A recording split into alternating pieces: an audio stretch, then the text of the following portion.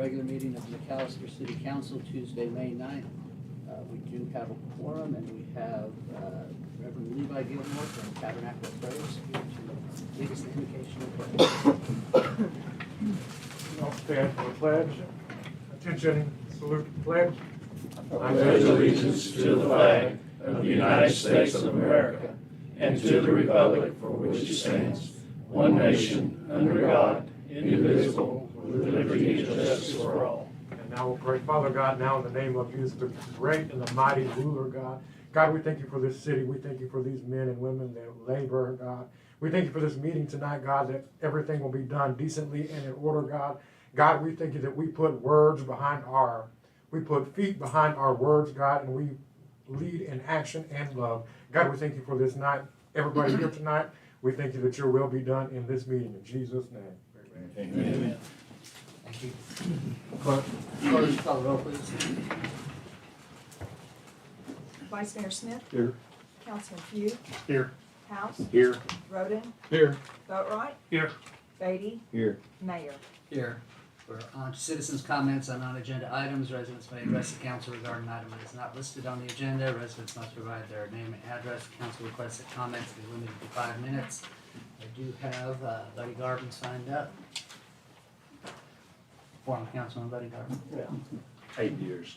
Buddy Wayne Garvin, 200 East Park, McAllister, Oklahoma. Served on the council for 8 or 9 years, I don't know what it was. But during my term as serving on the council, I served with the Mayor Brown, Councilman Weldon. We took on some obstacles with our water situation. If y'all will remember, we got our water tanks cleaned to try to help things be a better situation than what it was. I brought to the council that McAllister only had one water line coming into McAllister. Confronted the councilman with it. We took immediate action and we put another line into McAllister, serving 2 lines instead of 1. If that one line would have ever broke, it would have been in the same situation that we've been in the past week. And that's what I want to talk about. How in the world can we get in that situation like that where we have money, emergency money, to take care of all of our needs? Is that right, Mayor? Oh, I'm sorry, you can't answer me. But either way, emergency fund that we set up when I was on the council should be a considerable amount. There's people in town, rumors going around that we don't have money to fix the problem. Well, if there's 4 pumps out there and 1 pump is running and that 1 pump is throwing a bearing and going out and it's shut down, then we're shut down all the way. We don't have no water, and that's what's happened. Now, by this happening, not only has it hurt the citizens, but it's hurt the businesses, all the tax revenue that we have lost from the restaurants, the hotels, everything. Our town was just shut down, and that's a terrible situation to be in. And I know Mayor and I know Councilman Smith that we worked hard in the past to make sure that this doesn't happen. But it's happened. So I am requesting that y'all look into this very seriously and reassure the community with answers right out. What happened? Who's at fault? Correct who's at fault, and let's not have that problem again. I would like to see, myself personally, I would like to see an employee of the city of McAllister make a check every day out there at that water treatment plant. Coming back to whoever's in charge and making sure that this doesn't happen again. If he's representing the city, the contractor's out there, he's representing the city to a certain degree, but he's the contractor to the city. Now the employee to the city of McAllister, he's an employee of the city of McAllister, he's a resident. His concern is for the citizens and the businesses of this community. Like I said, the tax money that we lost, the inconvenience that we lost, the misinformation that was given, I would like to see all that be corrected, Mayor.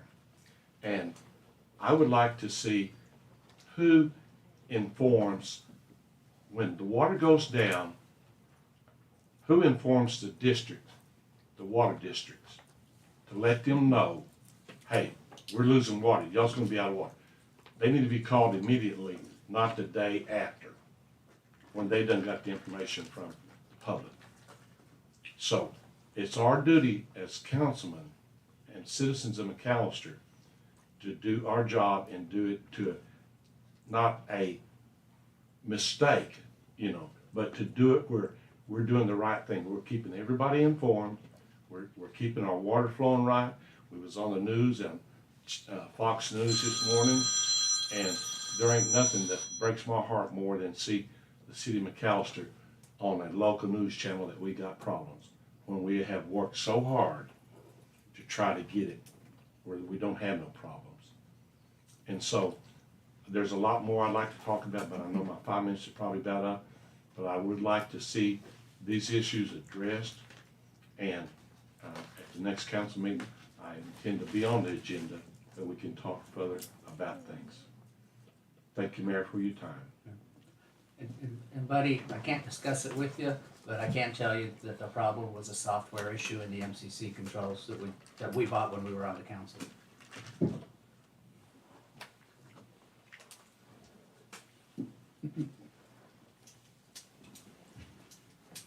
Okay, with that, is there anyone else who would like to address us? All right, seeing no one, will move the consent agenda. All matters listed on the consent agenda are considered to be routine by the city council and will be enacted by one motion. There will not be separate discussion of these items. If discussion is desired, that item will be removed from the consent agenda and will be considered separately. Tonight, the agenda consists of A, approval of minutes from the April 25th, 2023 regular meeting of the McAllister City Council. B, approval of claims for April 19th, 2023 through May 2nd, 2023. C, consider an act upon approval of funds for installation of new radios and antennas in new fire engine. D, consider an act upon approval of certain costs related to the fire department funds to be used from the city of McAllister's fire department's portion of the county quarter-cent excise tax for fire services. E, consider an act upon declaring certain vehicles surplus property in accordance with code ordinances Section 2-410, and authorize the city manager to sell them in accordance with the Code of Ordinances, Section 2-411. F, consider an act upon declaring 2014 Ford Explorer serial number 1FM5K8AR0EGA91910 as surplus in accordance with the McAllister City Code of Ordinances, Section 2-410, and authorize the city manager to dispose of it in accordance with McAllister City Codes of Ordinances, Section 2-411. G, consider an act upon concurring with the Oklahoma Municipal Assurance Group recommendation to deny tort claim number 212795-1-MR, followed by Charles Walker. H, consider an act upon concurring with Oklahoma Municipal Assurance Group recommendation to deny tort claim number 212770-1-LR, filed by Regina Turner. I, consider an act upon authorizing the mayor to sign the engagement letter with Crawford Associates PC for the period of July 1st, 2023 through June 30th, 2024. No. We're pulling J, That's correct. and we will be pulling J. So would anyone else like anything pulled? It would take a motion to approve items A through I. Motion, Councilor Smith, second Councilman Pugh. Any discussion? Cora, would you call the roll, please? Vice Mayor Smith, Yes. Councilman Pugh, Yes. House, Yes. Roden, Yes. Boatright, Yes. Beatty, Yes. Mayor. Yes, the motion carries. And because item J was on the agenda, I will read it and tell you that we're pulling it for the public. And it's consider an act upon approving a lease between Tapley Aviation LLC and the McAllister Regional Airport Authority for a covered aircraft parking spot at the McAllister Regional Airport. And we're removing that from the agenda. We are now on to public hearing. All persons interested in any ordinance listed under scheduled business shall have an opportunity to be heard in accordance with Article 2, Section 212B of the city charter. Tonight we have two. An ordinance of the city of McAllister, Oklahoma, amending McAllister City Code Chapter 14, Aviation, Article 2, Municipal Airport, Section 14-30, fees for aeronautical activities by adding a fee for the sale of aviation fuel, providing for codification, repealer, severability, and declaring an emergency. The second is an ordinance of the city of McAllister, Oklahoma, amending Chapter 98, Taxation, Article 4, hotel tax, section 98-112, definitions, repealing all conflicting ordinances, providing for severability and declaring an emergency. I take a motion and second to go into motion. Councilman Beatty, second Councilman Boatright. Any discussion? Corge, call the roll, please. Councilman Beatty, Yes. Boatright, Yes. Few, Yes. House, Yes. Roden, Yes. Smith, Yes. Mayor. Yes, and the motion carries. If anyone would like to, we are now in a public hearing. If anyone would like to address us on the ordinance concerning the aviation, please step forward. Seeing no one, if anyone would like to address us on the ordinance concerning the hotel tax, please step forward. Seeing no one, I take a motion and second to close. Motion Councilman Smith, second Councilman Boatright. Any discussion? Corge, call the roll, please. Vice Mayor Smith, Yes. Councilman Boatright, Yes. House, Yes. Roden, Yes. Beatty, Yes. Few, Yes. Mayor. Yes, and the motion carries. We're on to scheduled business. Agenda item number 1, presentation and discussion on the city's municipal separate storm sewer system, MS4. I'm gonna turn on the projector for a presentation. Okay, I'm gonna scream in pain when you do.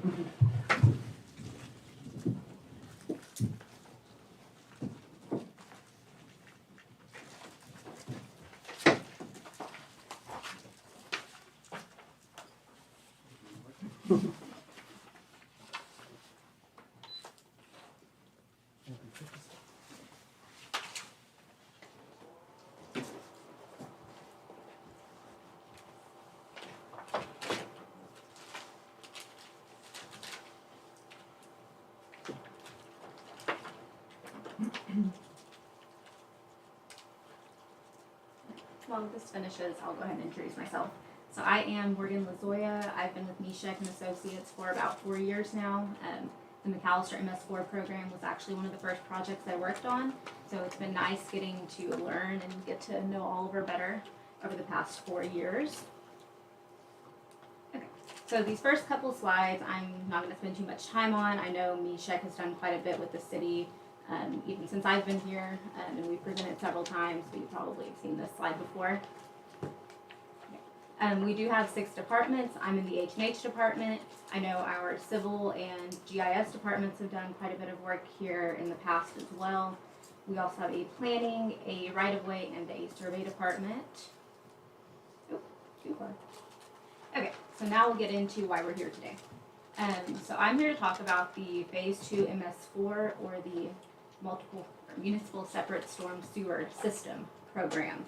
This is a program that is put on by ODEQ through EPA. They have the OKR04 general permit. This is a 5-year permit cycle. The current permit went into effect in June of 2021. This program has been around since about 2005. I believe McAllister was brought into the program when it first started. There's been, I believe, 3 permits since then, so they're not quite on the 5-year track. And there are 2 main components to this permit. The first is the Stormwater Management Program, or the SWIMP. So this SWIMP is a living document that outlines what the city will do each year for the 5-year permit term to meet the 6 minimum control measures set forth in the permit. And then with each minimum control measure, there are a series of best management practices that further outlines what you'll do each year. Then the second component to the permit is the annual report. So this is submitted each year to DEQ, showing what the city actually did in the past year, if they met all of their goals, and what their status is. DEQ does try to audit each MS4 once during the permit term, and then they report those findings to the EPA. McAllister was last audited in 2021, I believe. That audit went pretty well. They didn't have many comments for us. And then there are a few fees associated with this. There's a $100 one-time application fee, and then a $750 or so annual permit fee. One thing I did want to mention, this is an unfunded mandate, which means you're not getting any money from the state to do this program, but you have to do it, and this is why. There are several fines that DEQ can use if you're not abiding by the permit. ODEQ hasn't actually given out any penalties, but they do have the ability to do so if they need to. Okay. So talking about McAllister's program, we're in year 2. We've submitted the annual report and the NOI to DEQ. Last year, we didn't have What's any an NOI? notice of intent. So that's submitted at the beginning of the permit cycle and basically outlines the streams in McAllister, kind of the population, some of the general city information. We didn't have any illicit discharge or pollution complaints last year. We inspected 40% of the outfalls. I'll go What over are what. outfalls? Huh? What are outfalls? I will get to that in just a minute. I have a slide over that one. You just gave the term, so we need to know what it is when you talk about it. An Not later. outfall is when the water leaves the city and enters the water of the states, basically. So if you think of like a culvert where it leaves the storm sewer system and enters a stream, or if you have a bridge that has 4 corners, each of those corners is considered an outfall. We also had the fats, oils, and grease, or the FOG program that was successful last year. We had several good public education events, such as the 2 cleanup days. I believe there were some Blue Thumb events at the library. And we had some social media posts for the FOG program that had some pretty good interaction. All of the construction sites that were active in the city last year were inspected regularly and no serious violations were found. So I'm not going to spend too much time on this slide. It is in the packet if you want to look at it further. But this outlines the 6 minimum control measures I mentioned earlier. Only 5 of them actually apply to the McAllister program because of the size of the city. So I'm not going to go through that. If you have questions, let me know. What's a DWFS? That is dry weather field screening, so that is a component of the outfall inspections where we go out when there hasn't been rain for 72 hours and make sure that there isn't anything coming out of the outfall that shouldn't be and that the outfall's in good shape. Should only be coming after a rain. Right. Is that it? Yeah. Okay. So dry weather field screening. We've already talked about it a little bit. So McAllister has 302 outfalls that we've identified. Each year, we have to inspect 40% based on the permit requirements. So last year, our GIS department actually made a new app for us to be able to go out with an iPad and do the inspections pretty quick and mark if there's any updates needed or if there was anything, any smells or any color to the outfalls. We didn't find any last year. We'll be going out probably next month and doing the other 40%, or the next 40%. Okay. So this one might be a little bit hard to read, but this is sanitary sewer inflow and infiltration, and you might be wondering why are we talking about this in a stormwater slide? Because the sanitary sewer can affect the stormwater if there is kind of a backup, and that can be caused by inflow or infiltration. Infiltration would be the groundwater seeping into the pipes through like a crack in the pipe or a deteriorated manhole. Inflow would be a larger amount of stormwater entering the system through like a storm sewer cross connection or a faulty manhole cover. A little bit of I&I is pretty normal, but an excess can cause some problems. One would be that backup, because if the sanitary sewer does come out of a manhole or backs up into someone's house, that may eventually reach the storm sewer or the stream or infiltrate into the grass, causing some environmental concerns. Then there's also costs associated with that. If you have a bunch of storm water entering your sanitary sewer, you might be paying to treat that water that doesn't really need to be treated.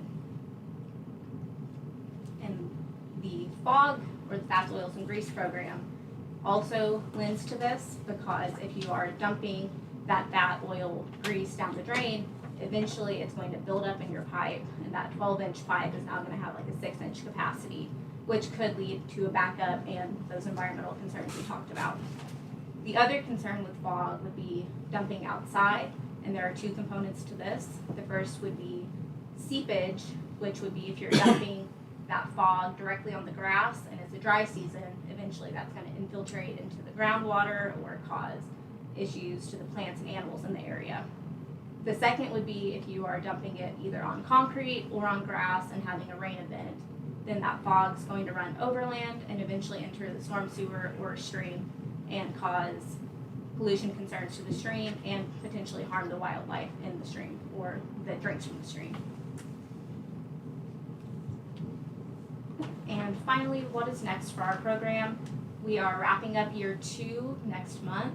So the new stormwater management plan, or the SWIMP, will be due, outlining all of our plans for the next few years and how we're going to meet the requirements. We will do another 40% of the outfall inspections.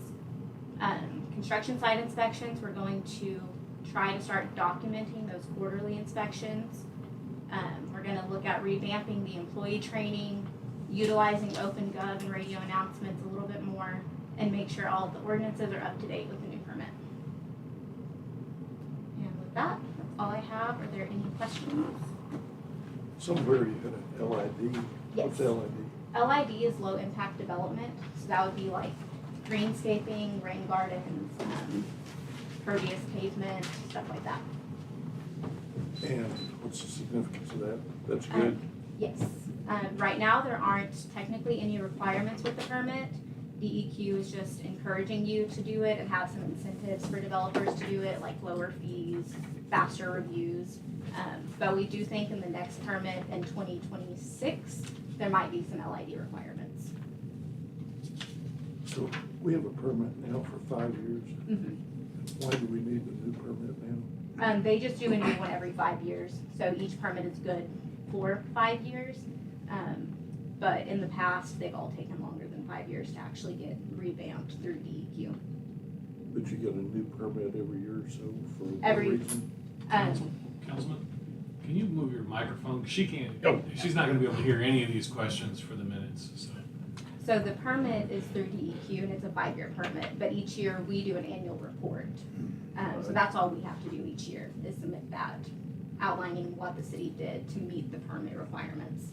So are we getting a new permit now? No, We're no, not. no. It's just that new plan that Right, you're gonna do? right. Thank you. Any other questions? You're getting off easy, thank you. Right, thank you. Thank you. Sorry about that, I just wanted to make sure you could recreate. I didn't even notice it. Heidi? Okay, we're on to agenda item number 2, consider an act upon the purchase of 2 Columbaria from McAllister Monument Place LLC in the amount of $63,300. Ms. Grace. Doug Basinger, Community Services Director. First of all, the question everybody asks is, what is a columbaria? It is a 8-sided structure, it looks like an octagon, and it has 12 areas on each side, 96 total, where you can place cremains when you have someone cremated. So instead of putting them in the ground, these are gonna be put in an area, be a lot safer for people to come sit and visit with their family members instead of going out in the cemetery itself. We have a project going on, it's about a $100,000 project. All the money was donated by a donor. The city is doing some concrete work, and we are gonna erect a pavilion, but all the materials for this whole project, including these 2 columbaria, are funded by a donor that we have. So will this be at Oak Hill or? This is Oak Hill Cemetery. If you know where the shop is in the middle of the cemetery, there was a pavilion there. It was a very, it'd be nice, it's a very ugly structure, very old. We had that removed and we cleaned up all the trees around it. There's gonna be a very nice pavilion there. And then if you had a picture, I believe, of the surface or where these columbaria are going, it's gonna be a real nice concrete area. We've got room, we're putting 3, we're setting it up for 3, but we're building 2. These things are costing $31,650 a piece. And after we sell all the niches in them, all the areas, it should be about $76,000 that we make off one of those. So these first 2 are paid for, and the city should get $76,000 plus per. We're gonna charge $800 per unit. Duncan did this same thing, and they had them all sold before they even placed the columbaria, so we're planning on hopefully doing the same thing. Are these enclosed, like, when they put their urn in there, is it? Yeah, it's gonna be all made out of granite, and then the doors are those real heavy, would be black.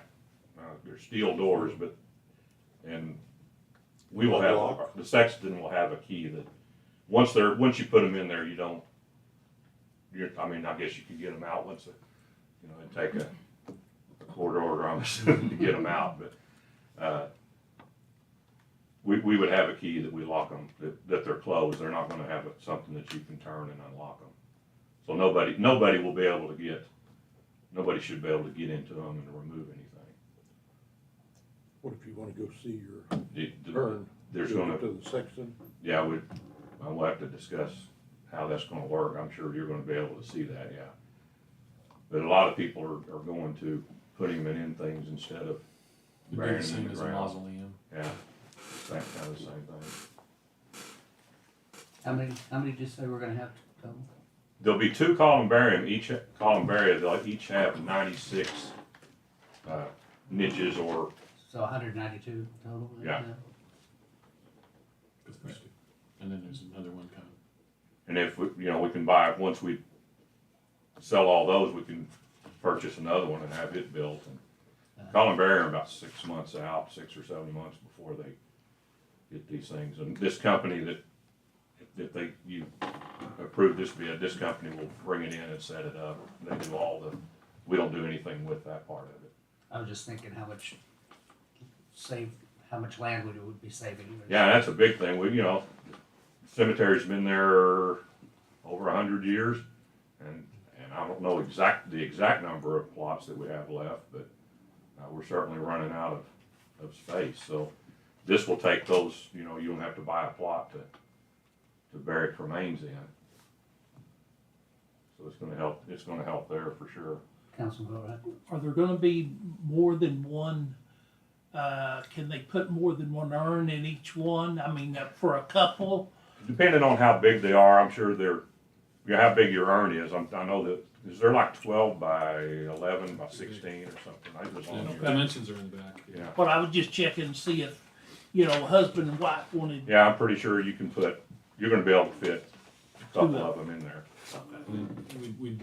We'd have to make sure that the urns meet a specified standard, that they're not, you can't put a 24-inch tall urn. Right. I mean, Right. we've seen things like that, so. Right. You're gonna have to keep it kind of small. But when somebody comes and buys one, they're gonna be given the size urn that they can put in there. So it's gonna That's the be in intent. plain English for them. Yeah, and all these are gonna be the exact same size. Okay. It does compare to buying a plot and, paying for an opening too. It's pretty comparable to what that costs. But our recommendation is that we award the bid of $63,300 to McAllister Monument Place LLC.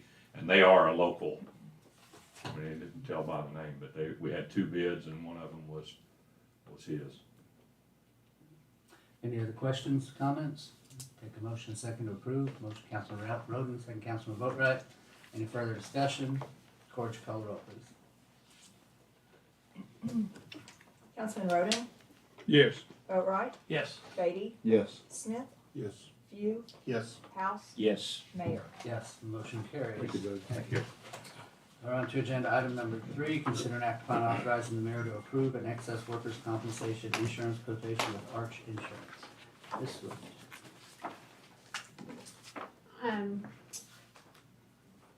I know that in this agenda packet, we have, the one,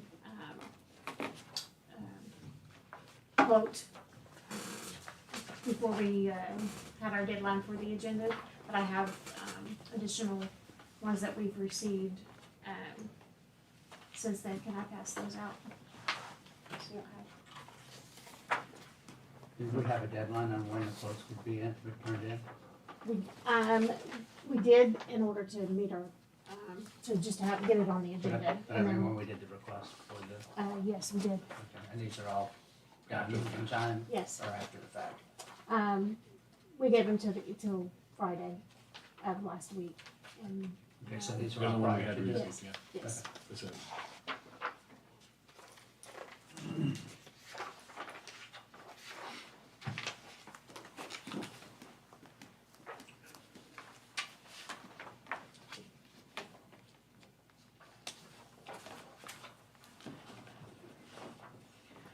So what you have, the one that's attached to the agenda is the one is our recommendation. That this is our excess workers' comp that we have to purchase each year, and as in the agenda, this policy for the next fiscal year is going to cost us up $139,911. And below that, it mentions what our cost was the previous last 2 years that we've had to pay. So they have brought that down for us. We kind of anticipate next year to probably go back up just due to the tragedies that we've, have been exposed to. So, but then the two that I handed out to you were extremely higher than even what we did for the last 2 years. And they provide the same service, Yes, so. yes. Okay, just to be clear, all of these bids were prior to the deadline. Yes, Okay. yes. It just, when Kara submitted the agenda, she had forgotten that she needed to send that. Second one. Yeah, Okay. So am I reading it right when the premium for Midwest, well, what is the premium for Midwest? It's 181. And what's the 175 next to it? so, hang on just a second. Is that last year's? Hmm? Is that last year's I don't know. premium, or is it a new one? The policy that the one that they're giving us today is for $139,911. Yeah, okay, So that's the on ours, Metro- that one's easier. That's your agenda, I'm just yes. curious, I'm just Oh, curious I'm what sorry, this is yes. on Midwest, because it says, Yes, one, one is column- 181, yeah, 812, and the other one is 175, 875. so what's the difference? I mean, why are they different? We didn't really have a reasoning as far as why the Yeah, difference there in were the two two, options. but it's two different. Oh, I see why, at the top, the Yeah. specific limit is Retention. higher, Yeah, higher retention, on the yes. second, yeah. It also has to do, we have to submit payroll to them as well, and when we have increases in our payroll, that also is a reasoning for an increase as well, and what they base that off of. The higher that retention, the more it goes up. Okay, so Arch is the cheapest and it's what we're looking for? Yes, sir. Yes, with Arch is the one that was attached. Any other questions or comments? Take a motion and a second to accept Arch bid. Motion Councilman Beatty, second Councilman Smith. Any discussion? Corey, would you call the roll, please? Councilman Beatty, Yes. Smith, Yes. Boatright, Yes. View, Yes. House, Yes. Roden, Yes. Mayor. Yes, and the motion carries. We're on to agenda item number 4, consider and act upon a resolution supporting an application that has been submitted to the Oklahoma Department of Commerce for improvements to the Stephen Taylor Industrial Park. Mr. Allen. Mr. Mayor. Good evening. Just to remind you, I'm Michael Allen. I'm the grant writer and administrator. The matter that you have the matter that you have before you is an economic development project. It was drafted by Adam White, who is no longer with the city. I submitted it on his behalf. It is an allocation. It was not a competitive grant, funded through the Oklahoma Department of Commerce and its Rural Services Division. It is meant to help rural areas who have industrial parks, ports, or air parks to enhance their infrastructure. And I don't know if you had the opportunity to look at the packet, but what we'll be doing are 2 activities. The grant is for $3 million, of which $60,000 will be retained by the department for its admin costs. So we have $2.94 million with which to enhance the infrastructure at the Stephen Taylor Industrial Park. That includes ground leveling. I don't know if you have the map in front of you. It's the lower right-hand corner. That will be a level, so it'll almost be shovel-ready for whatever company may want to come in to expand, start up, or relocate. The second activity will be extending the sewer lines. So for those portions of the park that are on a septic system, it will be converted to the city's sewer line, which will complement the other facilities that are there, such as electricity, water, and broadband. So it'll be a project that will make us much more competitive when companies come around in order to look at the venue and decide if they want to establish their business there.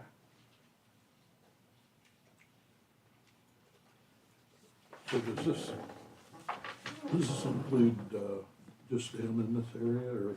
That'll be where the groundwork is taking place, and then where the other lines are here, or where the cover sewer the whole lines. thing? Excuse me? Cover the whole park Yes, with the new sewer? yes, Good.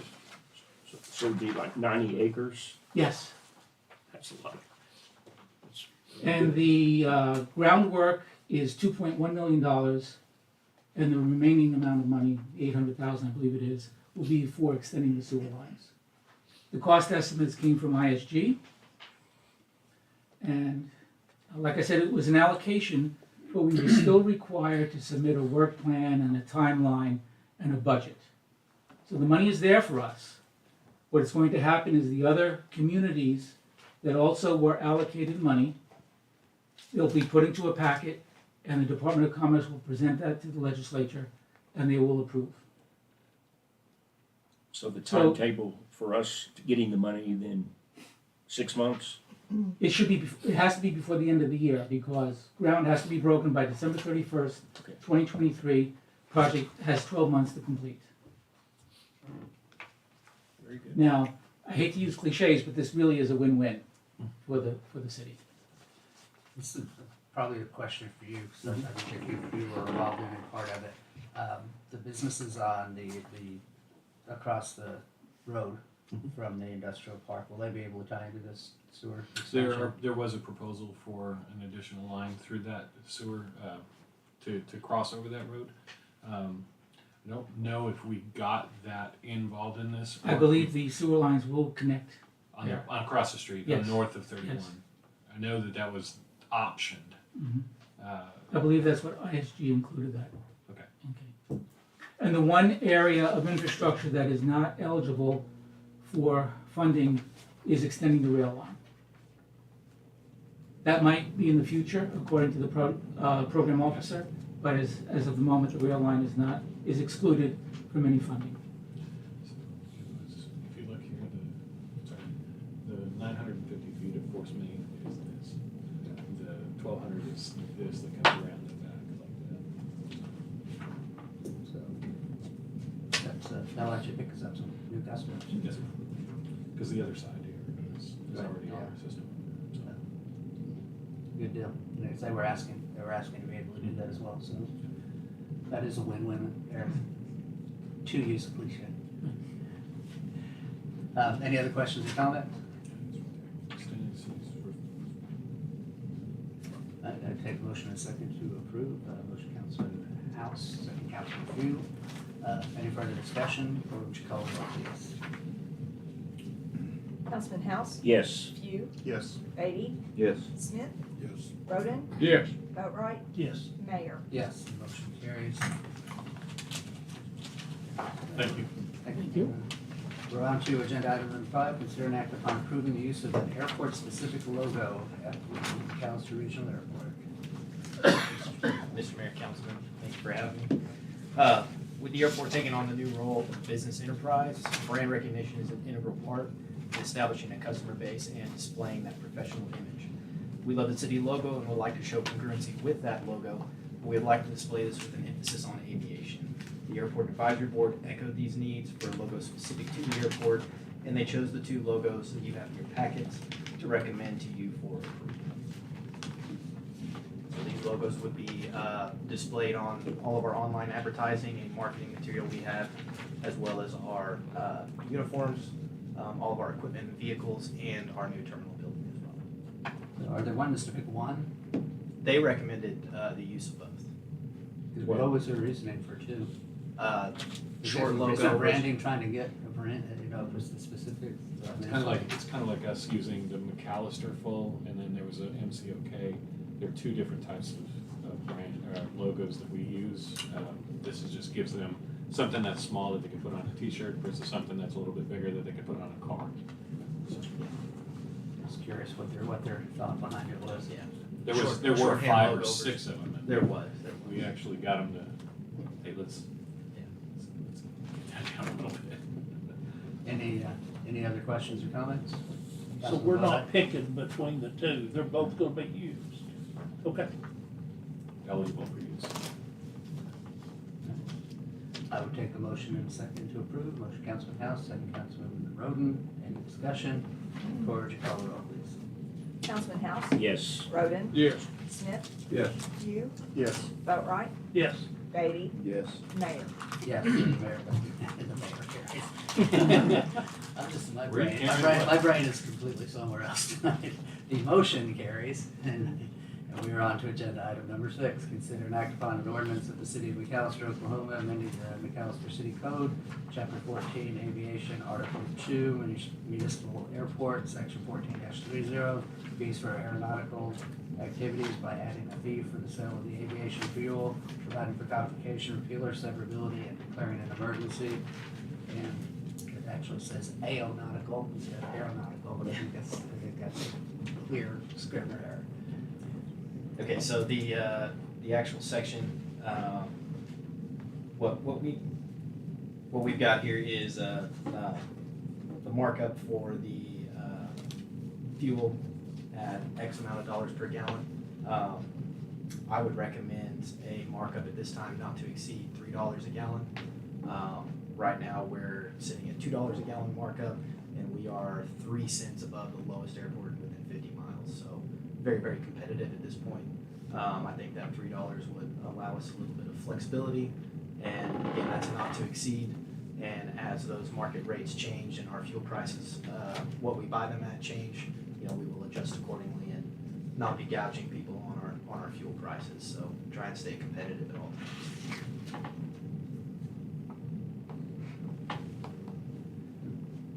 times. Why would you have a dollar amount and not a percentage?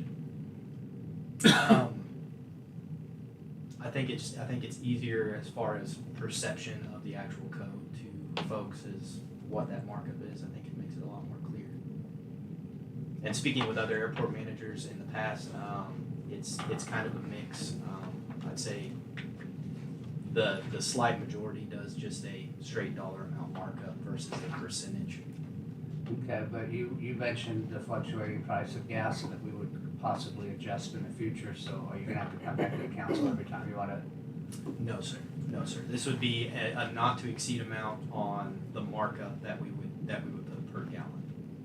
So as those prices change, let's say we order fuel at $3.50 today, we couldn't exceed $6.50 our retail price. But the next time we order fuel, if it's $5 a gallon when we order it, we can't exceed $8. So it'd be that $3 markup of what over our wholesale price from the refinery.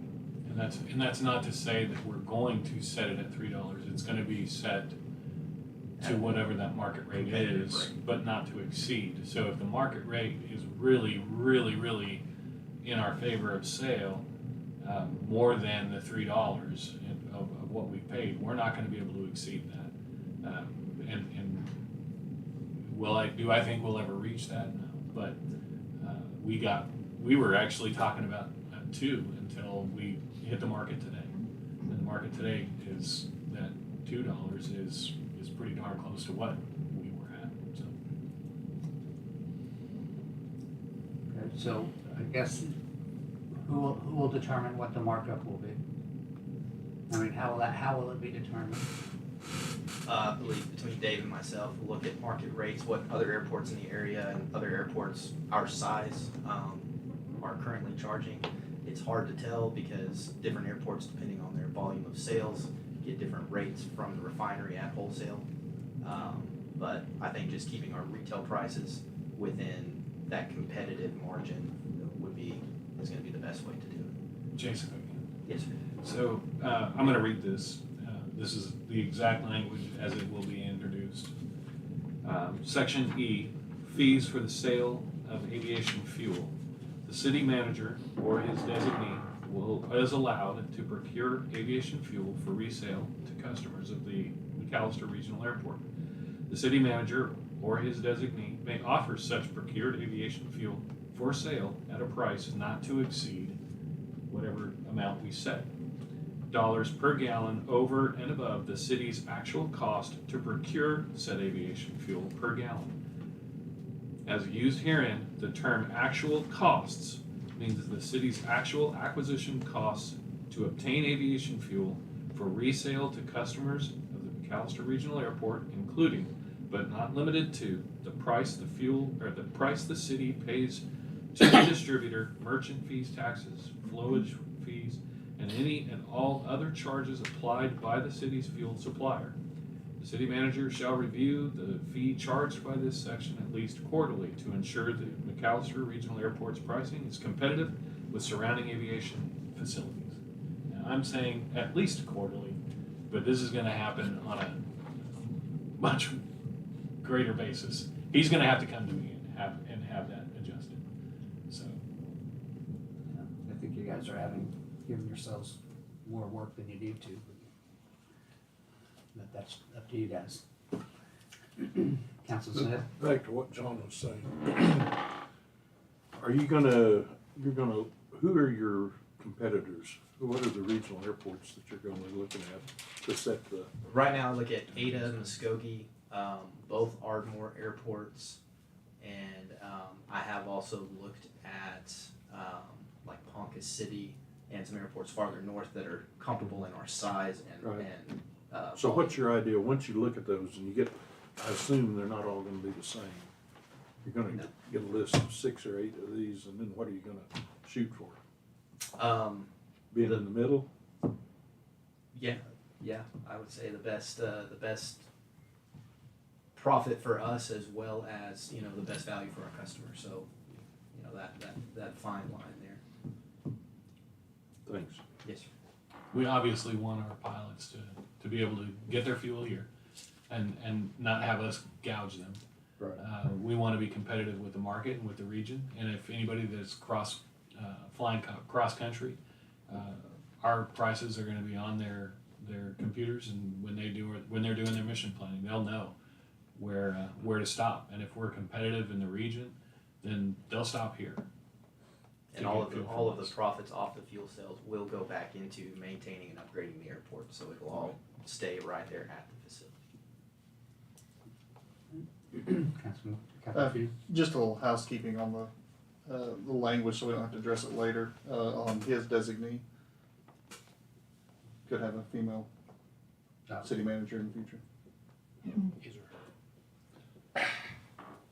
That's so woke.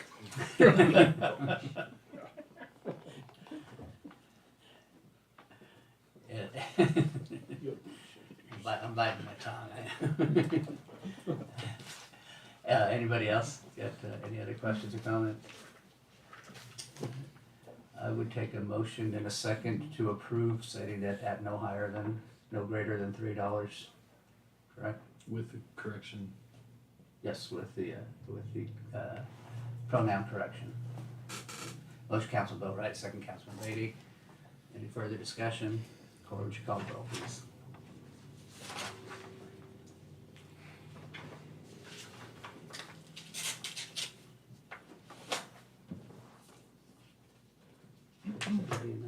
Councilman Boatright, Yes. Beatty, Yes. Roden, Yes. Smith, Yes. Few, Yes. House, Yes. Mayor. Yes, and the motion carries. As we just had an emergency with it, so I need a motion and a second on the emergency. Motion, Councilman Beatty, second, Councilman Roden. Any further discussion? Corey, would you call the roll, please? Councilman Beatty, Yes. Roden, Yes. Smith, Yes. Few, Yes. House, Yes. Boatright, Yes. Mayor. Yes, and the motion carries. We're on to agenda item number 7, presentation and discussion of fiscal year 2023-2024 budget. I'm gonna blind you again, Mayor.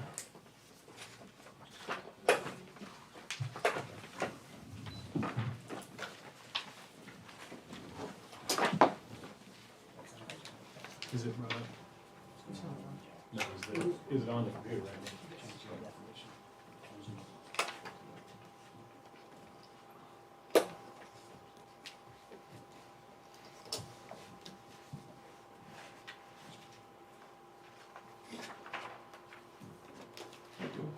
Oh, wow.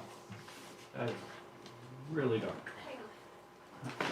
Like, I can't even read my slides. Thank you. We get you a new slideshow, there's no money in the budget. Oh, yeah, thanks, appreciate that. This is whatever the cost of this light bulb is. How's that? Mayor, council, I'm proud to present to you our preliminary annual budget for fiscal year '24. This is a kind of a culmination of the work that Sherry Swift has put into for the last several months, gathering up details. We've all sat down as division heads. We've gotten together to figure out what our priorities for this next fiscal year are. We've discussed everything from capital improvements to our manpower issues to our expenses that we normally do on a day-to-day basis, and this budget is kind of a culmination of those talks, and the presentation you're about to get is where we're at. So she's ready to back me up over here. So this is my first time doing this, of course, for the city of McAllister. So forgive me if I'm a little off of it. So this preliminary budget does provide for a balanced budget, but it does not meet our current requirement of that 10% minimum reserve for the emergency fund. The current balance is about 3.8 million. The 10% requirement would sit us at about 5.8 million. So we're somewhere in the 60-something% of that.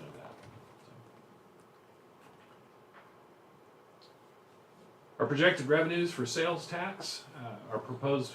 I'll go into where we're at actual year to date. All of this is as of April 1st. Is that correct? April 30th. Thank you. Year to date, 8.5 million, 8.59 million for sales tax, 2.16 million for our use tax. So we're kind of playing a little numbers on that. We're proposing a budget of 9.89 million for sales tax for FY24 and 2.27 million for use tax, and that is our income for the general fund. Here you'll see what that funded 2% is, where we were, and how that's kind of grown over the past 4 or 5 years, well, 4 years, and what we're expecting for next year.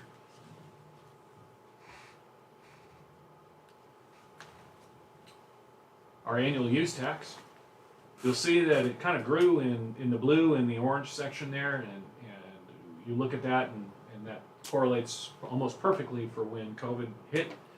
Everybody was buying their stuff online, and that's where a lot of our use tax comes from. So then, of course, it kind of tapers off as we start going out into the marketplace and buying more things in our retail stores. But we're seeing a growth, so we think that it's gonna grow on us again. This is our departmental expenditures. You can kind of see the breakdown of where our funding goes. 29% goes to the police department, 27% to the fire department. Our streets gets 11%, community services, that's 12%, and then of course that administrative and planning is 21%.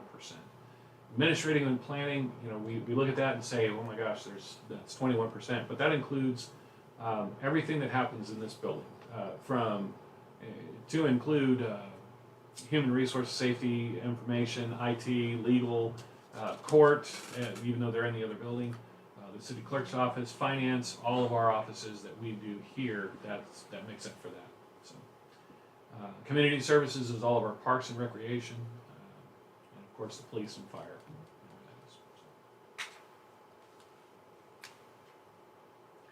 Projected revenues for the MPWA.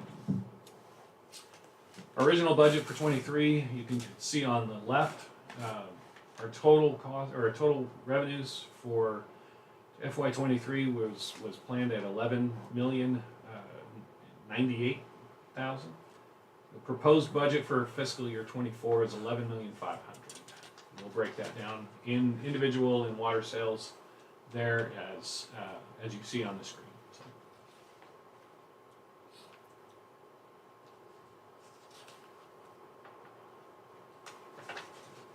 Total departmental expenditures for the MPWA. We did the same pie chart. So 21% goes to water treatment. Utility maintenance takes 25% of that chunk. Wastewater treatment is approximately 14%. Refuse collection, which is our trash collection contract, is 27%. And then you get into those smaller sections, that engineering, that utility billing, and the landfill, and those are all below 10%.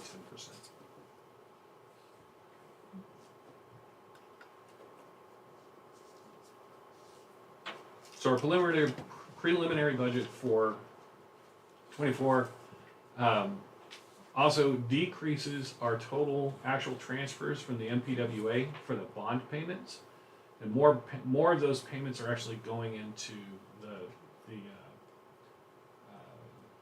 oh, my brain just took a thank you, the reserve, so to speak, so that we can have some money there for the balloon payment at the end. And that balloon payment, we want to remind everybody, is approximately 17 million. This is a good thing. I'm saying that the amount of money that we're having to subsidize is going down. So.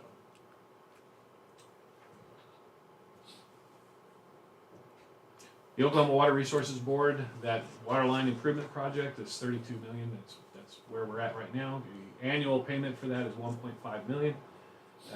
2% or quarter cent sales tax, dedicated sales tax revenue is $1.2 million, and we subsidize that with MPWA at $264,000.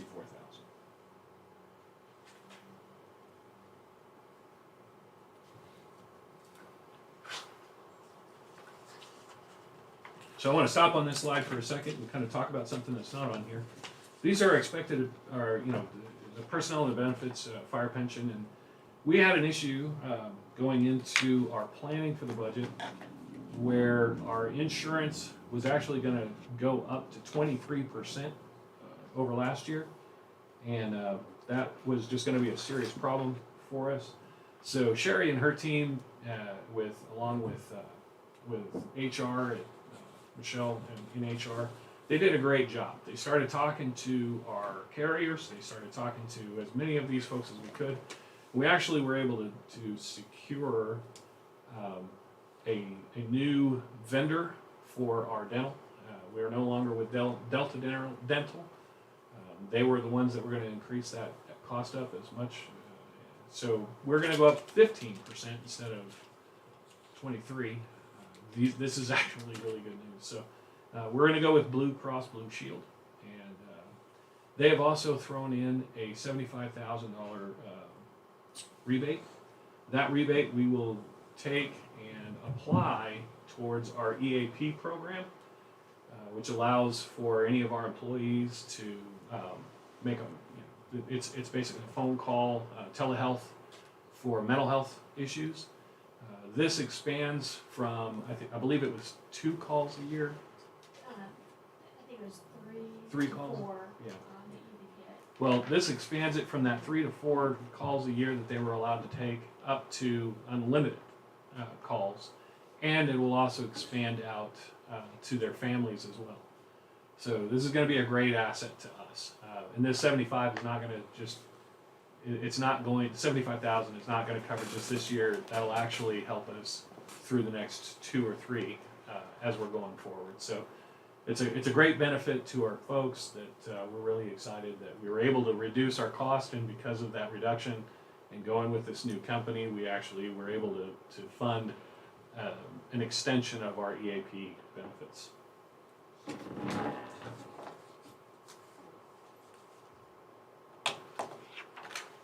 On the personnel side, we are requesting 2 additional personnel in administration. That includes 1 code enforcement officer, which we did put in for last year.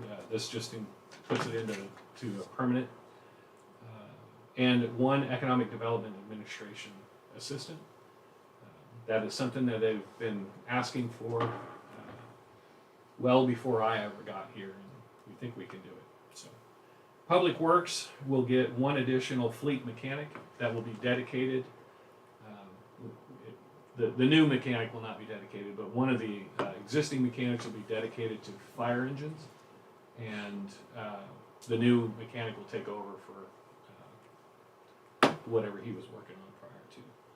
We're also. We want all our employees to be dedicated. Sorry? I said we want all our employees Well, to be they dedicated. are all dedicated. They are highly dedicated, that's true. Public utilities, we're increasing, we're asking to increase 3 by 3. Those are just 3 field workers. Our UTM folks have they have some of the hardest jobs that we have in the city. And it's kind of hard to fill those positions. We are hoping that we can add some positions in there to help them get ahead. These guys they're dealing with 90 to 100, up to 110 leaks a month. It's unheard of, and it's insane to have the small amount of folks that we have in UTM handle that kind of log. So we're asking to increase that by 3 to get some additional bodies to help them get through this, and that will stay at that level. So, are these numbers for police and fire, are those where we wanna be? Yes. I would thought we were understaffed in both of those I can't talk areas. about, we haven't finished our negotiations, sir. So, this is just our preliminary, we haven't finished negotiations, so I can't. Gotcha. Okay, thanks.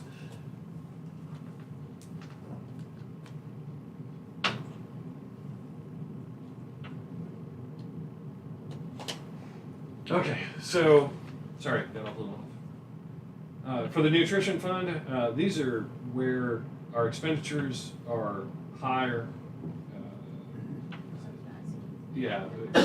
Being subsidized, thank you. Or subsidizing through the general fund.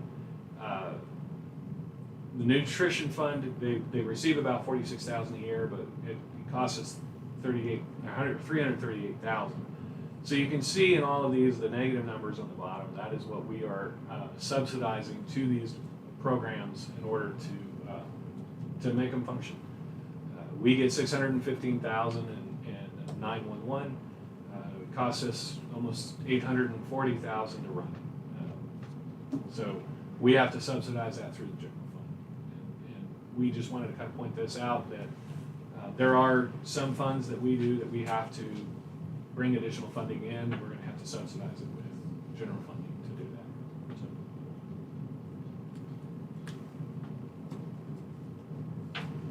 So. As we discussed, these are the major items that we've kind of put in priority. These are the funded items that we're already bonded to, and that is the grade all payments, the facility improvements, those lease payments for vehicles, both police cars and 21 fleet vehicle payments, Clearwell loan project, or project loan, the truck payments for UTM. So a lot of these are actually truck payments.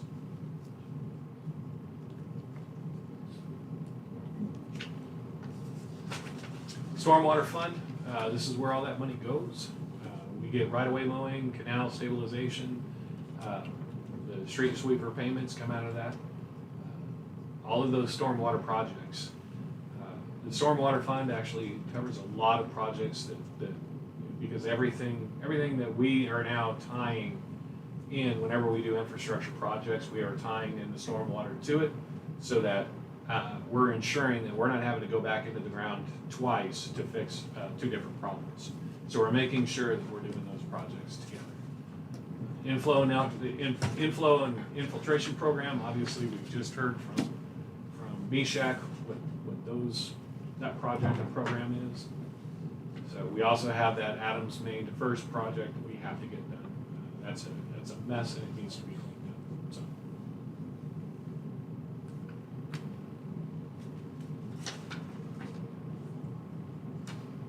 This is our infrastructure fund budget for, we're looking at 2.4 million. And those are the initial look at what projects we are getting funded for 24. Of course, this is all subject to change as we go along.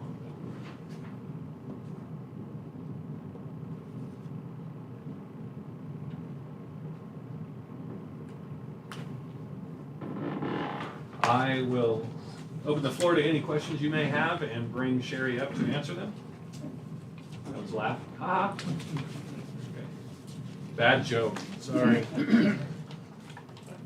But I'll answer any questions you may have, and of course Sherry will back me up if I need it, so. I have a question about the airport fund. So we're gonna start selling fuel, excuse me. Will that subsidize the airport fund to get it back into positive and get it out of the negative? So we've already looked at that, and we know that that's gonna start bringing that number down. The amount of money that we're putting into the airport is gonna start significantly going down because we're now selling fuel, and it's not gonna get us in the green with them.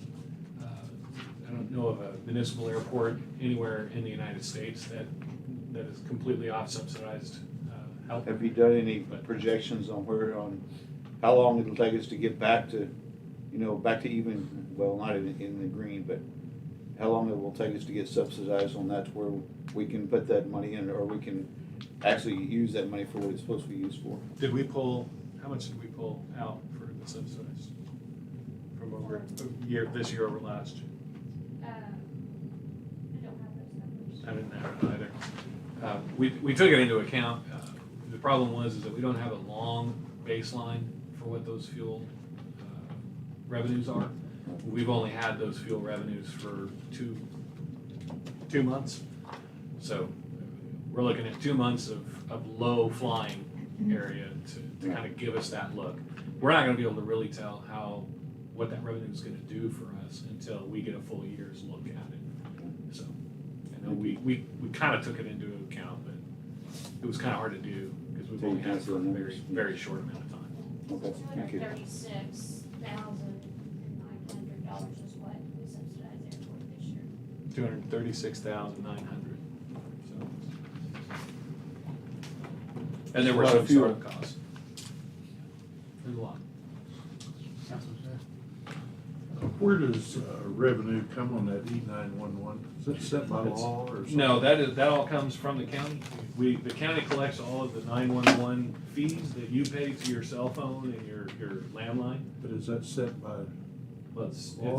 whatever is received by the phone companies. So it is set by law. Mr. Manager, if I could answer Go that. ahead. Yes, Councilman, the legislature sets a fee for your wire line as well as sets a fee on your cell phone. That's set by the state legislature, and we receive a portion based upon where that wire line or cell phone is registered. So there's nothing we can do about revenue there? And unfortunately, just as it relates to that question, because I've had some pretty intimate knowledge on this one, the legislature set the cell phone fee at an amount less than the wire line fee. So as a consequence, most people have transitioned to the cell phone. So the reality is, in years to come, the subsidization is likely only to grow because until the legislature changes that fee, you're gonna have a structural imbalance until the legislature acts. Do we and the county each have E911? We have E911. The county does have a 911 dispatch. They don't take, and somebody may correct me if I'm wrong on this, they don't take 911 calls. Those come to us and we just pass them over to that facility. Is that correct? Yeah. So whenever a call comes in on 911, we answer that call. And then if it's a county issue, then we transfer that call over to the counties. And it's only the sheriff's department. And I think 2 fire departments, if I'm not right, mistaken. So there's like 2 fire stations that run off of the counties. Vice Mayor Skills? Okay, on the infrastructure fund budget, we got a total there. What about on the capital fund budget and so I don't have to go through and add those up. Do you have a total for capital fund budget and the stormwater fund budget? I do not on these. Have you got She's this, got Sherry? it.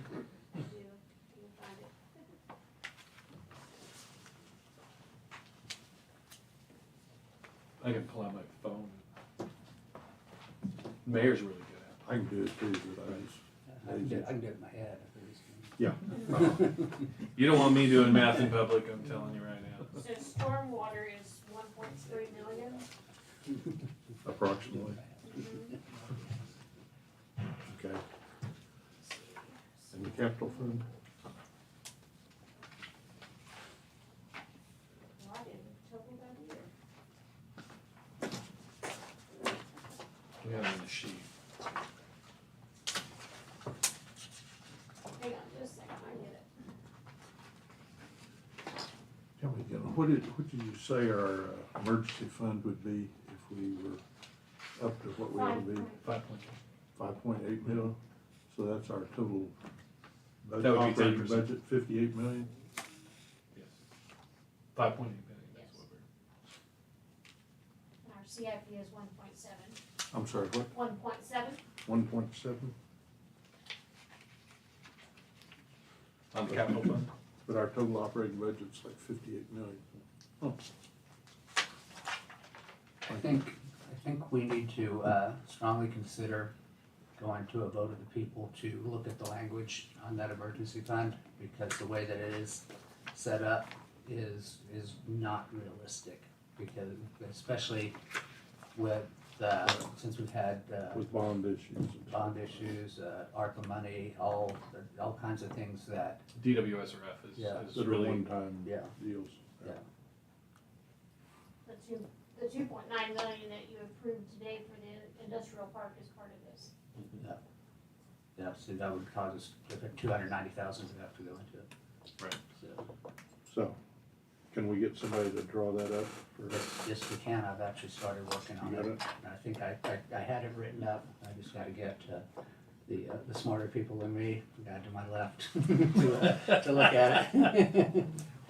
See, now you guys could have all taken that. I am accepting that responsibility. Sherry, do you have anything you want to add before? Go ahead. What? Look, while she's coming up, Mr. Manager, just because we're talking about the emergency fund, the charter, section 5.04, paragraph 1 says that all reasonable efforts shall be used to make 10%. Obviously, we're not at that 10%. Is it your opinion as the manager of the city that the present efforts are the most reasonable efforts? Absolutely. Sorry. Absolutely. When we go through and we look at our expenditures and revenues and know what we have to spend, what we need to do to operate the city effectively, efficiently, and safely, this is the number we have to come up with. So there's a reason why we have to ask for additional people. There's a reason why we have to ask for additional funds on things. It's not that these are pet projects for us. We've got to operate the city and we have to do it effectively. We have to do it efficiently and we have to do it safely. So, Mayor, the reason I asked that, just the charter requires that we use those reasonable efforts. We certainly want it noted in the minutes that the manager, it's his advice that this is the most reasonable effort. The one thing that I would like to add with this budget, as far as our staffing, is this budget does include a 4% COLA across the board. Even though that we have that still, the 15% increase on our health insurance. So we're still gonna pay 100% of all employees or full-time employees' health insurance. And we're still anticipating being able to fund a 4% COLA. I really like the idea that we are no longer subsidizing the bond payments with the NPWA. We're getting there. Yeah, that's good news, and I'm really thankful to Sherry and her staff. She's done an amazing job. I know that whole office down there has been pulling their hairs out over the past 2 months trying to get this thing put together, but I think they've done a great job, and I commend them for their efforts. So, thank you, Sherry. Now we just gotta not have to subsidize the 32.5 million. And, That would be great. yeah, we need 16% increase in sales tax collections. Get right on that, sir. Yeah. Nothing to it. Can I ask a Yeah, little bit well, about sorry. the sewer, the emergencies that we've had in the sewer at Van Buren, A and B Street on electric, Main and electric? Is that coming out of the budget? How much did those three things cost? So last all of couple those, months? all of those items have come out of the fund balance, and we've done. You have signed budget amendments for all of those, so we are funding those through fund balance from previous year. Do you have off the top of your head how much those three things cost? I know Van Buren was 200,000. Okay, thank you. She's looking at it. Okay. I'm trying to I'm just stall for curious. time as she looks through her notes. So Those were out of this year's budget, not next year. that's great. Okay. Yeah, this is everything we've done up to now is this year's budget, and we were actually, like I said, we used that from the fund balance of last year. So if anybody can whistle, the Jeopardy tune would be amazing. So, one of, a little bit of the sewer project, a couple of the sewer projects that totaled about 156,000. And then the Van Buren, we've actually not seen their invoice yet, so we don't have anything final yet. Okay. But that expectation is I think it was at 126. Yes. It was 126 from them, and then we've got some concrete work into it for another 14,000, if I believe. So it looks like we did it under 200,000. We did it under It'll 200,000. probably be about 148 altogether. Great. We've been efficient at it. So That's all I got. All right. Anybody else? Thank you. Thanks. We will move on to agenda item number 8, consider and act upon an ordinance of the city of McAllister, Oklahoma, amending chapter 98 taxation, article 4, hotel motel section 98-112, definitions, repealing all conflicting ordinances, providing for severability and declaring an emergency. This is actually to close a loophole in the hotel motel tax.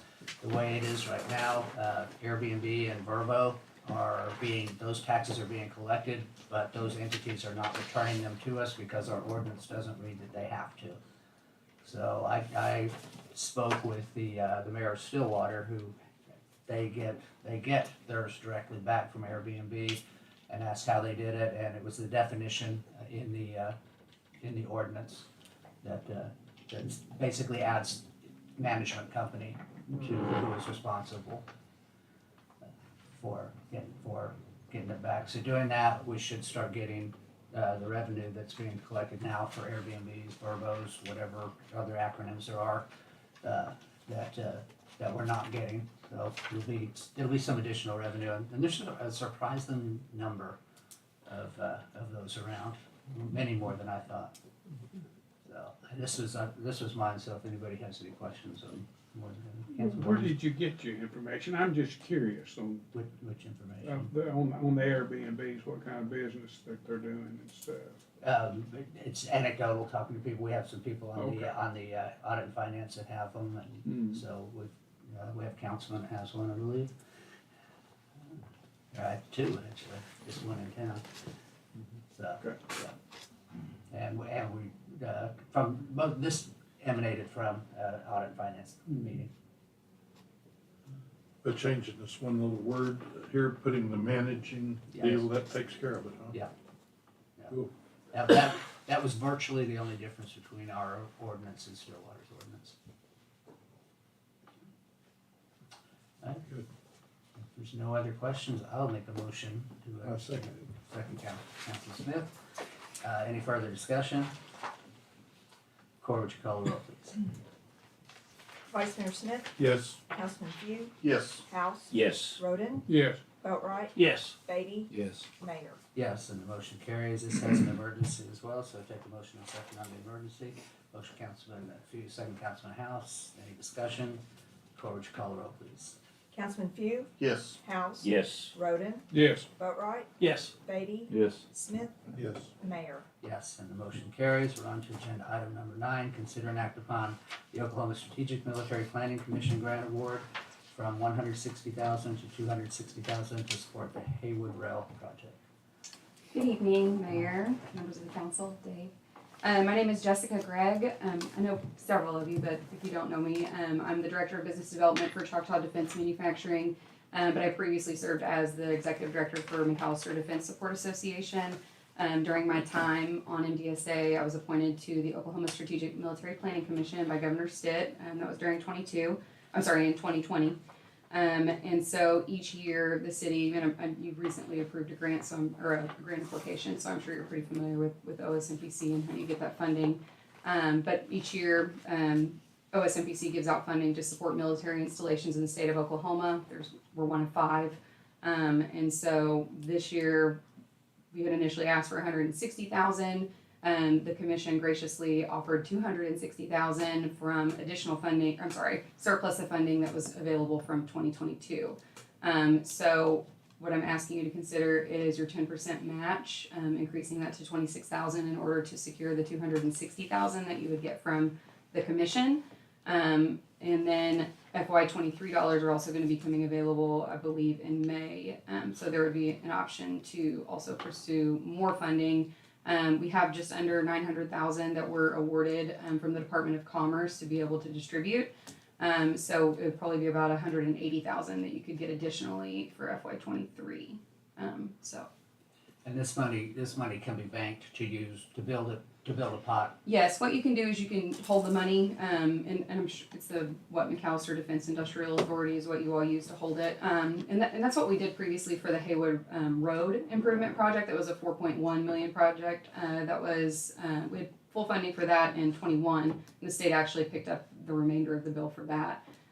But y'all had saved money over a period of years, and was able to. The community put $1 million towards that project. So that's something that really encouraged the state to support it. So, but you can continue to hold this money to use towards the rail. And if you ever wanted to change projects, we just go back to the commission and ask for them to consider reallocation. So we can get $260,000. It's a 10% match. Yeah, it's not going to get much better. It sounds pretty easy to me. Anybody else have any questions, comments? You good with this, Mr. Yeah, Anderson? the only question I have is we've already received the 160. That was last year. That was last year. Mhm. This is just an increase of 100,000 to get us to 260. Nope, you will get an additional 260. That would consider FY22. That's where a lot of our confusion has been over the last couple of days. So Yeah. okay. Yeah, because we awarded the 160 last Right. year. Right, we got that in. I think it was in November. Is that right? Yeah. Yeah, so I don't know that we had like an accurate, tally of what funding has been spent and hadn't been spent. So Commerce provided that to us, and we had, I think, $500,000 additionally from 22 to spend. So McAllister was able to capture 260 of it, as long as y'all approve it. Any other? Is there a motion and second? Motion Councilman Smith, second Councilman Few, and that is to approve. So should probably identify what the motion is. Any further? Any Let's just get further through it. comments? Corey, would you call the roll, please, and get me out of here? Vice Mayor Smith, Yes. Councilman Few, Yes. Roden, Yes. Boatright, Yes. Beatty, Yes. House, Yes. Mayor. Yes, and the motion carries. Thank you for supporting the base. Y'all have a good day. Thank you.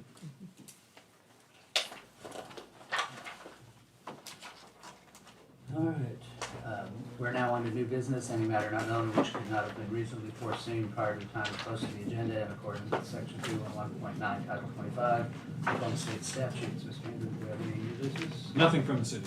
Then we will listen to your report. So the only thing I want to report on, of course, is the elephant in the room, and that is a catastrophic failure that we had at the water plant.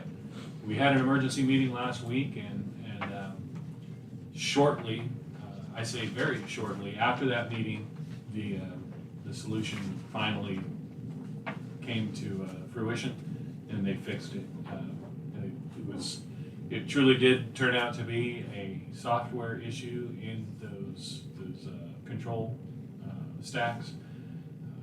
They went in there, they were able to isolate the control or the code in there. They found a couple of lines of codes that had gotten haywire and fixed those lines of code, re-energized the system, and came on. So I want to reiterate to everybody on the council, as well as everybody in the city, that this was not a pump issue. We had a pump. It was sitting on the cradle and it was ready, and all we had to do was just put it back together, or not put it back together, but put some bolts on it and get it going. The pump was there. We had a pump. We were ready to energize that pump within moments after we were able to clear the water out. We just couldn't get past that electronic failure in that control panel. So this was not a redundancy issue. This was not an issue of failures or where we didn't perform maintenance on something. Water got into that cabinet, and it messed with that cabinet, and it caused a failure in that cabinet, and the cabinet was the issue. And the moment that we plugged a computer into it to fix the software, it came right up. So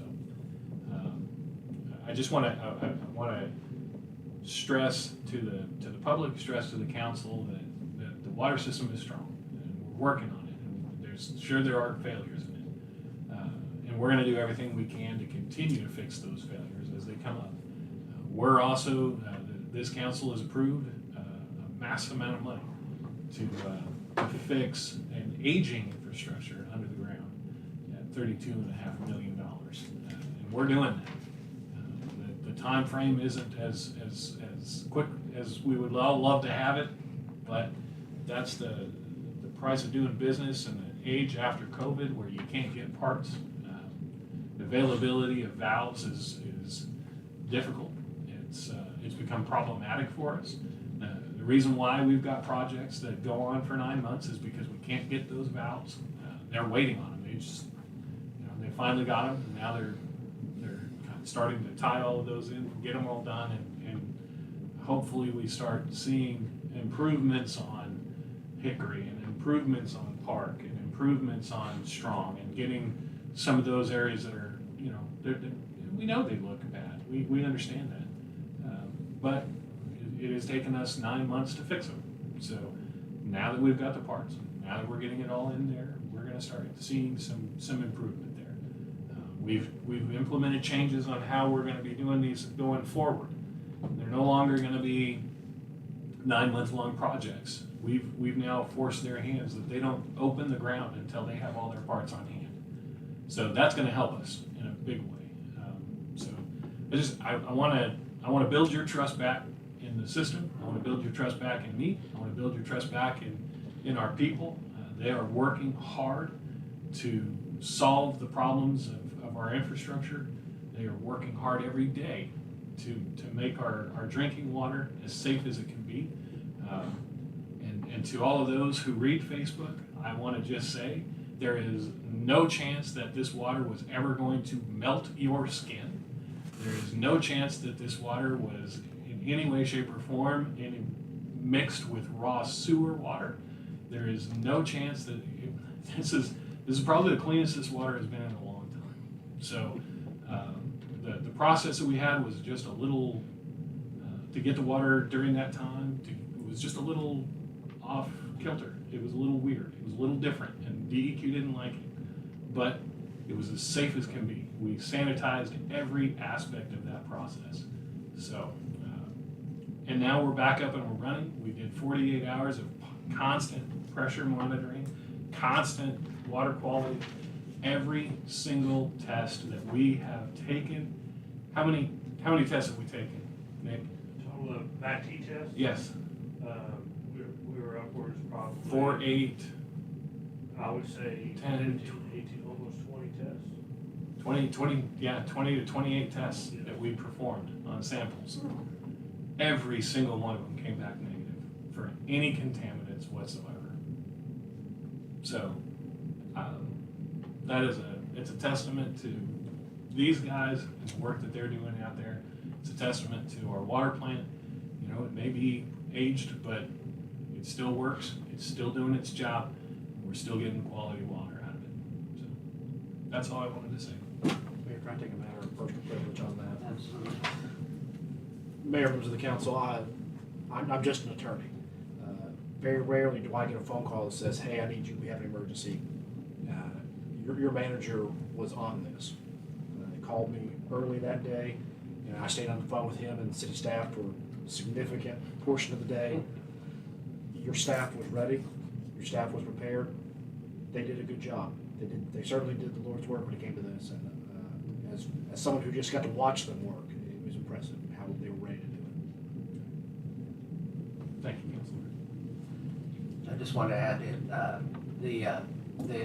the controls that had the software issue are 5 years old, maybe, and they were, I believe if I remember right, there's 4 of them, and their cost was about $800,000 for control, and it knocked the entire system out by a couple lines of code.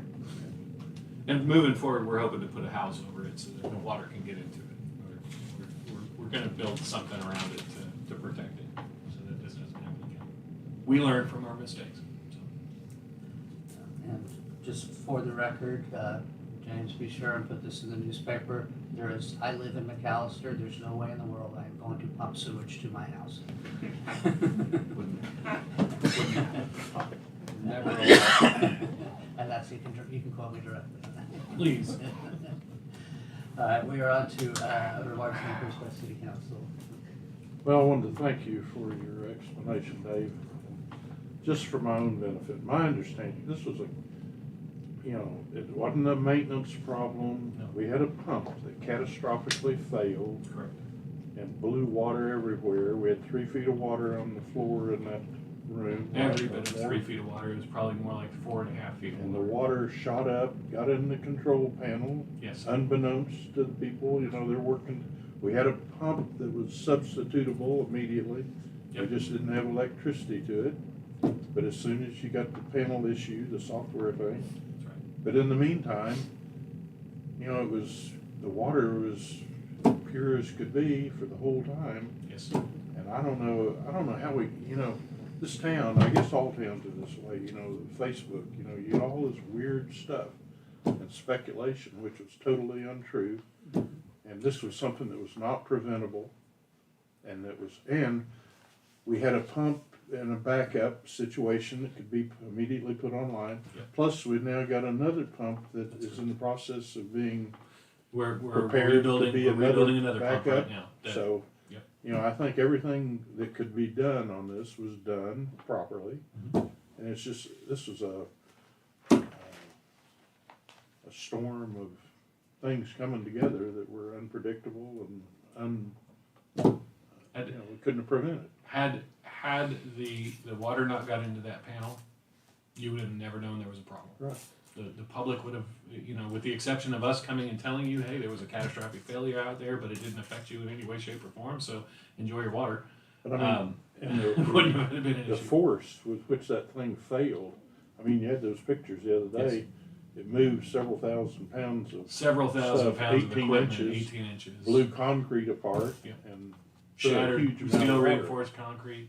So It did so much damage out there I that don't it think blew the anything to door. apologize for. A roll-up door blew it out of its cage and Right. dented it out about 7 feet. So it would be nice not to be without water for a day, but I think you guys did a great job. thanks, sir. Councilman Few. Just want to say I had the privilege of touring MACAP today. First time I got to do the tour, and it was a phenomenal place for such a large economic driver for our area. So I encourage anybody to take that to wherever you get to, and just want to reiterate the ingenuity you all had to keep the water flowing the way you did was just beyond the excellent job. Thank you. Thank you. Councilman Bowden? I'd like to go back to the last council meeting when Dale Burke talked to us on item 6 about the incident over at 7th and Park. Didn't ask the question to him of what caused that leak or possible blowout. Was there any one person that caused that, but turning water on too early? Was there any investigation? There was a on there that? was, so we're talking about the 7th and Park re-energizing that line. Uh-huh. There was a miscommunication. Or one of the employees was heard turn the water back on. Mhm. So And that's what cost the 38,000, nearly 39,000. Well, couldn't ask that. I'll ask you that tomorrow and stuff. Okay, now you showed us a bearing in the pictures of the water plant and stuff. Did the city, you or the city, get any warning about a bearing going out on that motor? Okay. it was not the motor. It was the pump itself that blew. But the bearing in the pump? There was a bearing in the pump that was You melted. didn't hear anything about it being squalling? Okay. No, we didn't hear any. There were no indications from our monitoring system or from the guys on the ground that there was any noise coming out of it. There wasn't any. Okay. Yeah. Now, to the county commissioners in the stormwater over there was a committee that started in that. What's going on with that? Or is it still in negotiation? Well, I'd like to know what's going on with it. That's in my ward. We are talking with the district attorney, trying to make sure that we can get a final agreement inked and done. Can you talk about the agreement that's going on, or wait? Not until till it's finalized, Okay. rather not. Thank you, that's all I have. Councilman Bowden, right? One question, I'm getting a lot of complaints from the Vive TV system, and everybody's TV's going out. Are we still under contract with them, or do we have any control over what's going on here? No. So are you talking about it in the public? Mm-hmm. Vive has the authority to handle and manage their business the way they want to. I think the only thing that people have a right to do is go to the Better Business Bureau. They can go to the chamber. They can talk to, or vote with your feet. If you have issues with one carrier, I'm not advocating one or another, and we have absolutely nothing to do with whether or not they're providing adequate services to the customer base. So it's a private company. It would be much like somebody saying they've got horrible food at that restaurant. You need to go and do something about it.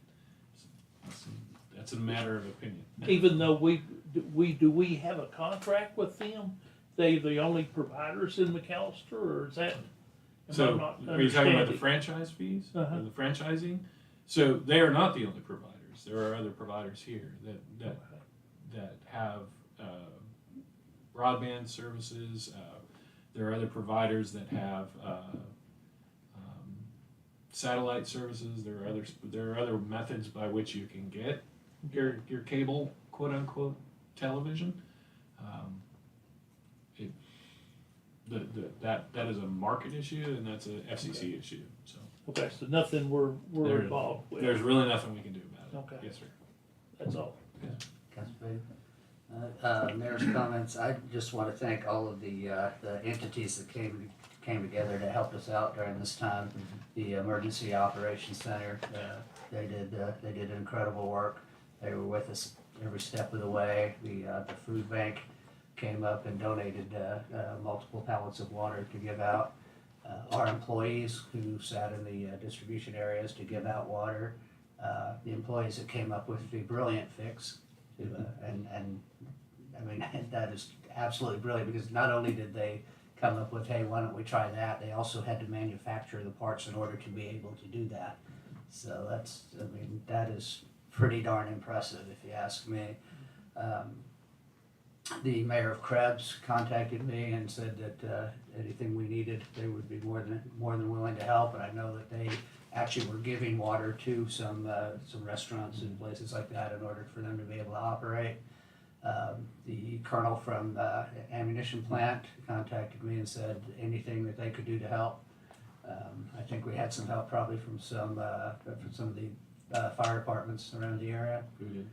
So it's that our thanks go out to all of them. We had a major crisis. Not only did all of the city come together, but all of the community, the county, and everybody around did, and that's a wonderful testament to Southeast Oklahoma. And with that, we will recess the council meeting, and I would take a motion to convene as McAllister Airport Authority. Motion to include approval of the minutes from the April 25th, 2023 regular meeting. McAllister Airport Authority, confirm action taken on City Council Agenda Item B5, and confirm action Item 6, and to adjourn. Motion, Council Swift, second Councilman House. Any discussion? Corey, would you call the roll, please? Vice Mayor Smith. Yes. Councilman House. Yes. Roden. Yes. Boatright. Yes. Beatty. Yes. Few. Yes. Mayor. Yes, and the motion carries. I now take a motion to convene as McAllister Public Works Authority. Motion to include approval of minutes from the April 25th, 2023 regular meeting of McAllister Public Works Authority. Confirm action taken on City Council Agenda Item B, and to adjourn. Motion, Councilman Smith, second Councilman Boatright. Any discussion? Corey, would you call the roll, please? Vice Mayor Smith. Yes. Councilman Boatright. Yes. Few. Yes. House. Yes. Roden. Yes. Beatty. Yes. Mayor. Yes, and the motion carried. The next is executive sessions. We actually do not need to go into them tonight. We are still waiting on completion of the evaluation forms, and we've already agreed on Mr. Hammond's contract. But when we reconvene, there was an issue that we.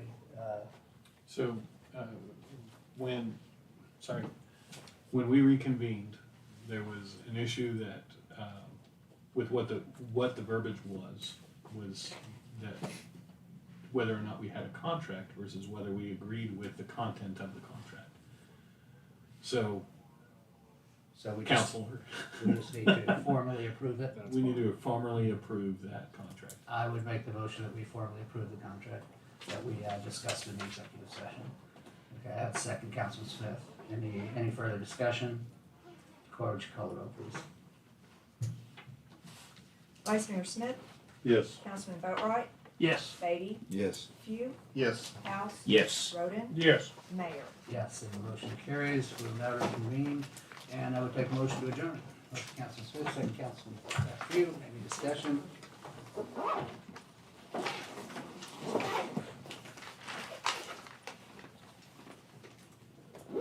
Oh, Corey. Let's just go home. Call the vote. Vice Mayor Smith. Yes. Councilman Few. Yes. Beatty. Yes. House. Yes. Roden. Yes. Boatright. Yes. Mayor. Yes, and motion carries. Thank you, guys. I promise I will practice before next meeting.